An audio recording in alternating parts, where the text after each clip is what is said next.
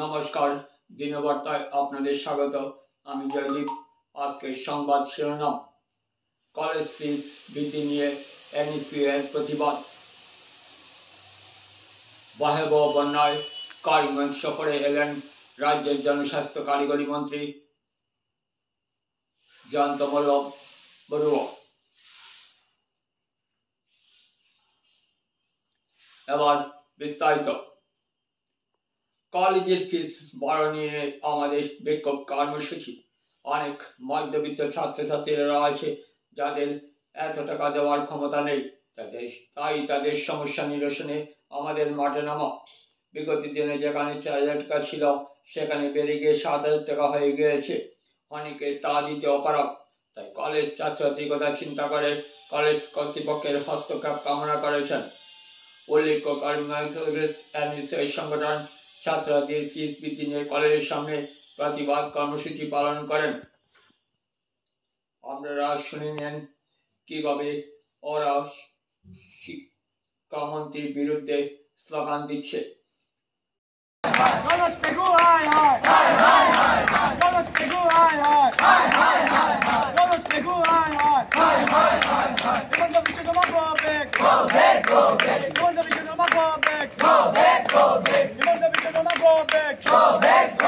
Students power! Nation's power! Students power! Nation's power! Chhatra Shakti! Rashtra Shakti! Chhatra Shakti! Rashtra Shakti! आवाज दो! एक हो! आवाज दो! एक हो! आवाज दो! एक हो! Long live! Long live! Long live! সুন্দর উপর অত্যাচার মানছি না, মানবো না, মানছি না, মানবো না। অতি সত্তর ফিস কমাতে হবে, নাইলে আমাদের আন্দোলন চলবে, নাইলে আমাদের আন্দোলন চলবে। রনক পেগো হায় হায়, আওয়াজ দে, ছাত্র শক্তি, ছাত্র শক্তি, অতি সত্তর ফিস কমাতে হবে, নাইলে আমাদের আন্দোলন চলবে, নাইলে আমাদের আন্দোলন চলবে। NSY long live! Long live! Long live! NSY long live! Long live! Long live! Even to Sharma, hi! Even to Sharma, go back! Go back! Go back! Let's go, hi! Let's go back! Go back! Go back! অতি সত্তর ফিস কমাতে হবে, নাইলে আমাদের আন্দোলন চলবে, নাইলে আমাদের আন্দোলন চলবে। নমস্কার, আমি সুস্মিত দেব, করিমগঞ্জ কলেজ স্টুডেন্ট ইউনিয়নের জেনারেল সেক্রেটারি। আজকে আমাদের এখানে প্রোটেস্টে বসার একটাই কারণ, এটা হলো গিয়ে যে ফিজ স্ট্রাকচারে যে ইয়েটা হয়েছে ওইটা নিয়ে, কলেজের ফিজ যে বাড়ানো হয়েছে আসাম সরকারের দ্বারা ওইটা নিয়ে। এটা আমরা মনে করি ইনজাস্টিস স্টুডেন্টদের সাথে, কেন কি এটার এগেনস্টে কোনো ফ্যাসিলিটিস প্রোভাইড করা হয়নি।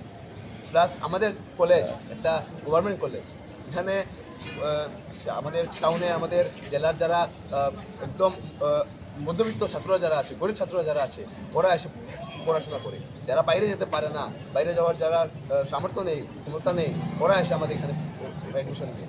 অনেক স্টুডেন্ট আছে যারা ডিগ্রি অ্যাডমিশনের সময়, ব্যাক নেই কম্পিটিটিভ এক্সামের জন্য, JEE, NEET এগুলো প্রিপেয়ার করে। পরে অনেক স্টুডেন্ট পায় না, ওরা এসে কলেজ অ্যাডমিশন দিতে চায়। যখন ওরা এসে অ্যাডমিশন দিতে চায় তখন দেখা যায় কি ওদের গ্যাপ সার্টিফিকেট দিতে লাগে। ঠিক আছে, ওরা গ্যাপ সার্টিফিকেট বানিয়ে গ্যাপ সার্টিফিকেট দেয়, কিন্তু গ্যাপ সার্টিফিকেট দেওয়ার পরেও ওদেরকে কেন ফুল পেমেন্ট দিতে লাগে? আগে ফিস ছিল 4,000, এখন হয়ে গেছে 7,000 এবার। প্রাইভেট কোর্স যেরকম BCA, এরপরে বায়োটেক, এগুলোর ছিল BCA ছিল 14,000, এখন হয়ে গেছে 18,000। আগে ছিল বায়োটেকের ছিল 18,000, এখন হয়ে গেছে 22,000। এটা কিরকম হয়? এটার এগেনস্টে আসাম সরকার কি ফ্যাসিলিটি আমাদেরকে প্রোভাইড করলো আমরা জানতে চাই। কোনো ফ্যাসিলিটি দেয়নি। এদিকে আমাদের CM বলেন কি 150 কোটি টাকা দেওয়া হচ্ছে ইউনিভার্সিটিতে, সবার অ্যাডমিশন ফ্রি হবে। অ্যাডমিশন তো ফ্রি, কিসের অ্যাডমিশন ফ্রি হয়? অ্যাডমিশন ফ্রি হওয়ার জন্য লম্বা ক্রাইটেরিয়া থাকে। ইনকাম সার্টিফিকেট দেয়, ওইটা দেয়। ইনকাম সার্টিফিকেটের মধ্যে যদি একটা কিছু যদি ভুল থাকে ওরা মানে না, কলেজ মানে না। এফিডেভিট যদি করে দেয় স্টুডেন্টরা, এটাও কলেজ মানে না। এরপরে ইনকাম সার্টিফিকেট দিয়ে ফ্রি অ্যাডমিশন হয়ে গেল, অনেক স্টুডেন্টরা নিতে পারেনি।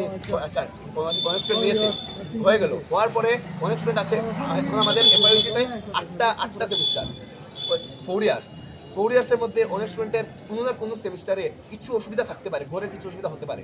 এটার জন্য যদি ব্যাক লেগে যায় একটা স্টুডেন্টের, একটা সাবজেক্টে যদি ব্যাক লেগে যায়, পুরা ওরা আবার নেক্সট সেম অ্যাডমিশনের জন্য ফুল পেমেন্ট দিতে লাগে। তো এই যে পুরা যে কনসেপ্টটা যে স্প্রেড করেছে আসাম সরকার, এটা একটা জুমলা। আমরা এটা কোন সময় মানি না, আমরা এটা তীব্র প্রতিবাদ এবং নিন্দা জানাই। আজকে আমরা এখানে বসেছি, পুরা দিন বসবো, যতক্ষণ পর্যন্ত আমরা রিপ্লাই পাচ্ছি না, আমরা রেজাল্ট পাচ্ছি না, আমরা এখানে আসি।